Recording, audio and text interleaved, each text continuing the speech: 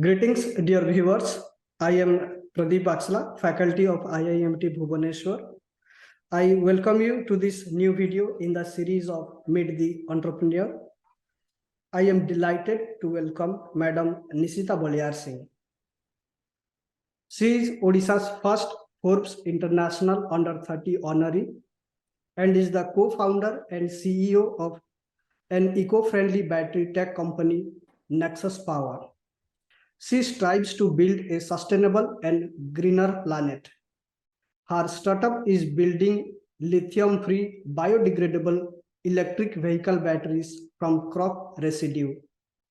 Inspired from the concept of industrial ecology and biomimicry, Nexus is not only fastening the process of EV adaptation through the fast-charging, cheap, and energy-efficient batteries, but facilitating massive growth in the agricultural industry as well. Nexus has been a recipient of multiple awards since its inception in 2019. Nishita has featured in Forbes 30 Under 30 Entrepreneur Magazine's Shepreneur, Women to Watch, Vogue India's Women at the Workplace, Special Edition, MG Motor and the Better India's Change Makers Season 3, and PMI's Global Future 50, to name a few. She has also been facilitated by the Governor of Odisha for her innovative work and contribution towards the startup ecosystem in the state. On the education front, Nishita completed her bachelor's degree in business management from the prestigious Xavier Institute of Management, Bhubaneswar, XIMB. Following this, she went on to pursue chartered accountancy from the Institute of Chartered Accountants of India, ICAI. She also completed master's certification programs in nanotechnology, battery management systems, electric vehicle engineering, innovation and strategy management from IIT Roorkee, IIT Madras, and IIM Bangalore. Nishita inspires people from multiple walks of life through her journey and talk sessions in TEDx events, different seminars and webinars across the world. Stories about her journey have been published in numerous leading global media houses in both print and digital medium. Besides the entrepreneurial interests, Nishita is a photographer and an artist. She is also a musician, sports enthusiast, adventure freak, and a brave horse rider. Nishita is very active when it comes to business, leadership, and travel. Dear Madam, I welcome you to this platform on behalf of InterScience Institute of Management and Technology, Bhubaneswar. Madam, thank you, sir. Thank you so much. It's a pleasure to be here, and I'm looking forward to this entire session. Thank you. Thank you. Madam, my first question to you would be, what inspired you to set up the Nexus Power company? So typically me and my co-founder, who's also my twin sister, Nikita, we have been tech enthusiasts right from our childhood. So from the very beginning, early ages, we've been discussing a lot about electric vehicles, automotives, machines, and aircrafts. And somehow my passion always remained on the technology side. And eventually I was exposed to entrepreneurship, and the seeds of entrepreneurship were sown in us very early in our school days. So we just grew up to have a mix of both entrepreneurship and technology, both very close to our hearts, to come into have a business. But Nexus typically happened out of a late night terrace conversation. So me and my twin sister were discussing about electric vehicles and trying to understand how the Indian ecosystem was shaping up with regards to the EVs. And that's where we realized that the batteries precisely are pretty much the heart of the vehicle. So an electric vehicle ideally is nothing. What challenges did you face when you first start your business, ma'am? I mean, of course, every entrepreneur has some basic challenges which come to us when we start and accordingly when we move forward. So typically, one of those basic challenges was to reach out to people. One of the main challenges. Then certain other challenges also involved trying being able to hire the right team, being able to understand the right path to take for a company that is so R&D intensive and which has to grow initially in cash burn and research and then eventually get into money and profits. So we had to look for ways to reach out to the right people and be able to arrange the required funds for the company and have the right mentors and the right teams on board. So major challenges revolved around the manpower, basically the investment and funding required, resources, and also typically when you're just stepping into a business and you're trying to start a new business, you sometimes do need time to understand how the city and your state functions in terms of businesses. So earlier, I remember Odisha was slightly laid back in terms of business. We had a very satisfied, settled routine. So to move that forward and be more active and have the hunger grow is what also was one of the very challenging aspects for me. Yes, thank you for answering. The another thing I just wanted to know about how you obtain your funding for the company in the initial stage. Sure. Thank you for that question. In fact, one of the very important aspects of a company is to be able to have a perennial source of funds, whether it is by my own savings called bootstrapping or it is external sources. So for us, we started off with Nexus by being bootstrapped. So me and my co-founder, we put in our savings and the kind of money we got from our family to take it forward. Eventually, we raised plenty of Government of India and Government of Odisha grants. So a lot of departments under the Government of India, like Department of Science and Technology, Department of Electronics and IT. There's a Ministry of Biotechnology. So most of these departments have their own grants, and we applied for their programs. So the Government of India is heavily supporting startups, and that is why they have their own research-oriented, technology-oriented grants. And we applied for these grants. So the next stage of our funding was from the grants. So with the Government of India grants, we also had Startup Odisha grants. With that, we also got Startup India grants and another private grant from HDFC Bank under their CSR initiative. And post that was where we raised our first equity round of investment. We spoke to almost 100 plus investors, proposed the idea to them, proposed the vision that we have. And then we raised our investments from JITO Angel Network, JITO, Jain International Trade Organizations Angel Network, which is the lead investor, with a co-investor, which is a UK-based VC called Contact VC, along with STPI, Software Technology Parks of India's NGIS program. So that's how we eventually arrange funding for ourselves. On the road ahead from here will also be a little bit of cash burn. We're also looking at revenues to come in, which will help in the balancing of money. And along with that, we will be raising a few rounds in the future again with bigger VCs and higher rounds, basically Series A, Series B, like that. Yes. I wanted to know more about what strategies help you to market your business. I mean, when I talk about strategies, it's not that one shoe fits all. There is a very different approach to every kind of product you take up. For us, we were very specific on the kind of product we are looking at. It's a more sustainability based concept. It's a product which typically is not a mainstream business to consumer kind of a structure. So it's not like today I have a product, tomorrow I start selling and I have my revenues. We are a product. The battery is a more research oriented product. It's very heavy on research and development.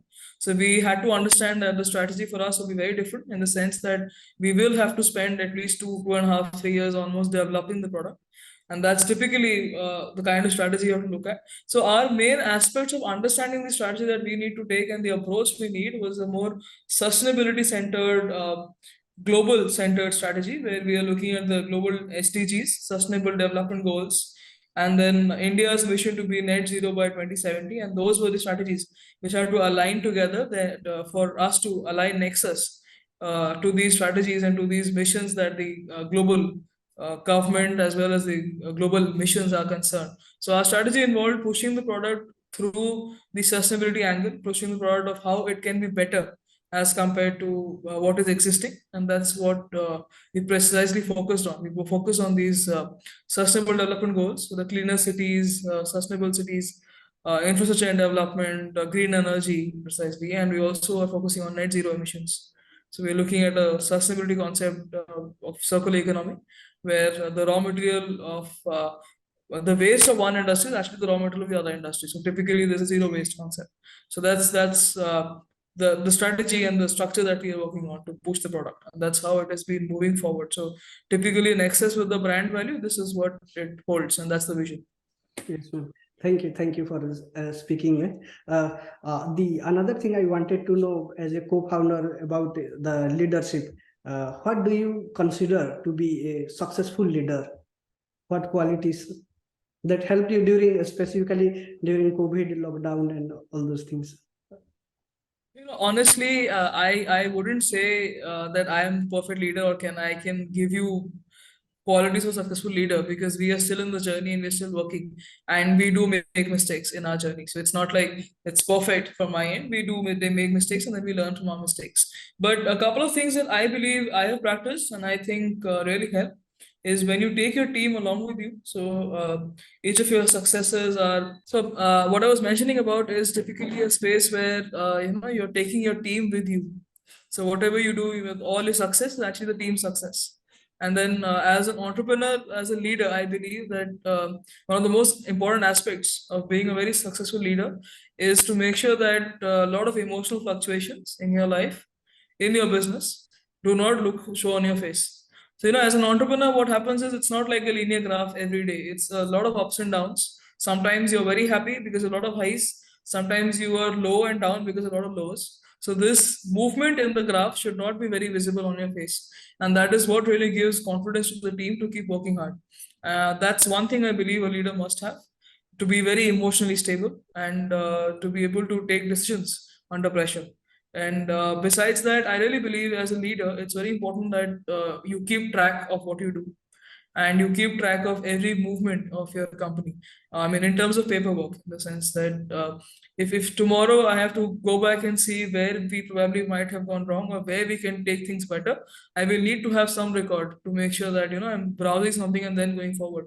So it's very important that as a leader we emphasize on the fact that paperwork has to be taken up, and everything we do at Nexus is pretty much well recorded and mentioned. So those are few things that I follow in my daily life as an entrepreneur. I believe these are a couple of qualities that really help managing organizations and also building oneself as a leader. Yes, ma'am. Would you like to add more about what are the most enjoyable part being an entrepreneur? Well, there are always a lot of enjoyable moments as an entrepreneur. The very first moment of enjoyability for me was to step into an office, being an entrepreneur. So that's a feeling that when you get your feeling eventually that now you're an entrepreneur and you're trying to build upon a product, and you have a team and you're building something for a bigger goal, not only give and take of money. So that's one of the best feelings.